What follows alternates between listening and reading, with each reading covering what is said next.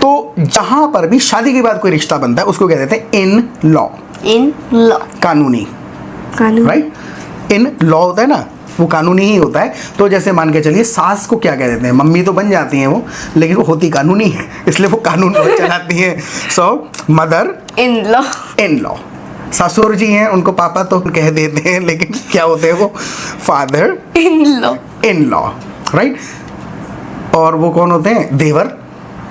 अरे मेरा भाई तुम्हारी मम्मी का देवर है, तो भले वो है, तो तुम्हारी मम्मी को कैसे जान रहा है वो? कैसा उनका रिलेटिव बना है? शादी के बाद बना है, तो उनका कुछ ना कुछ इन लॉ होगा वो।